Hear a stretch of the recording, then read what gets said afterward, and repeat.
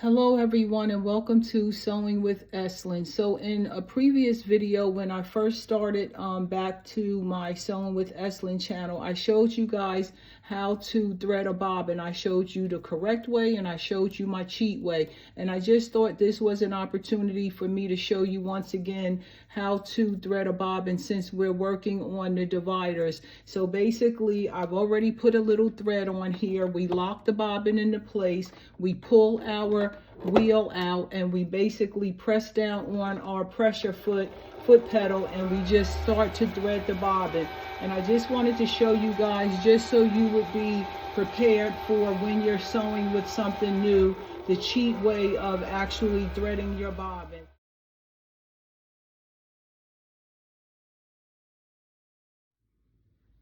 Hello everyone and welcome to Sewing with Eslin. Basically what I'm going to do now is the piece that I showed you guys in the previous video where I finished the edges to make it look neat. Now what we're going to do is we're going to turn it over less than, I'd say, an inch. If you can see that, that's less than an inch. It's probably more like a quarter of an inch. And what I'm going to do is I'm going to take that piece and I'm going to finish it on the sewing machine, or should I say not finish it, just give it a clean stitch across so that it looks like it's finished more neatly. And as you can see, all I'm doing is I'm just holding it down and I'm sewing it. I'm just pulling it down. Like I said, I don't even want to say it's a quarter of an inch, and sometimes it may be a little bit difficult to do, but you can use pins to put in it to make it stay in place. I find that it's easier if you just use your hand to keep it neatly in place as you're going across the edge of the fabric. I'll come back and I'll show you what it looks like when I finished it. Hello everyone and welcome to Sewing with Eslin. So basically I wanted to show you guys what the finished edges look like on the dividers that we're working on. You see how neat it looks? Of course, over here you can see where I serged the edges, but then when we did that little inch, half inch, quarter of an inch, I believe it was, you see how neat the edges look? So basically what I'm going to do is I'm going to cut off all of the additional thread that we have on the edges, and then what I'm going to do is I'm going to show you guys how to measure so that we know how much we need in order for the bar to go through. I think it's probably, I'm going to say it's less than probably a quarter of an inch, a half inch, but I'm going to show you guys when I go and measure it to make sure that the bar can get through the new fabric that we're going to put on. And when I say the bar that I showed you guys that's on the divider, we just need to make sure that it can slide through. And look how neat that's going to look. Can you see how neat the edges look? That's what you want to do when you sew. You want to make sure that your edges look neat.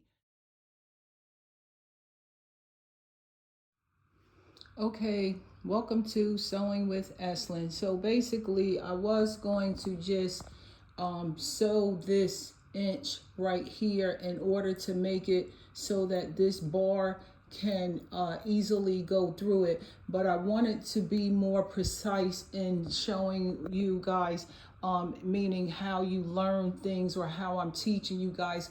I just want to make sure that I'm pretty accurate. So basically what I did was I came to my divider and I just kind of estimated what it would take to get this bar in between this seam that we're going to be sewing. So I'd say it's about an inch without me even measuring. Actually, I have my tape measures here. So if you look, like I said, it's about an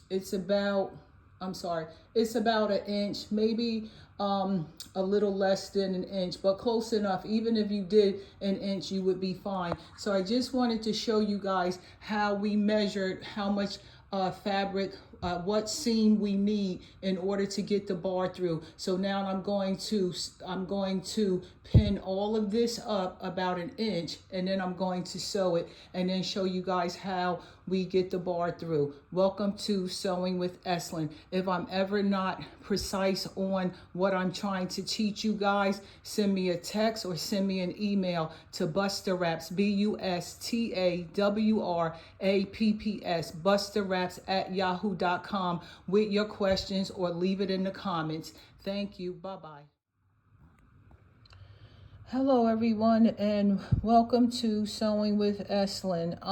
What I wanted to do before I actually made the stitch in order to finish the top part of the divider, I wanted to show you guys that what I was telling you was actually pretty accurate. If you look at the tape measure, you can see that I'm going to be making a 1-inch stitch, which will actually fit for me in order to get the pole to go through the top part of the divider.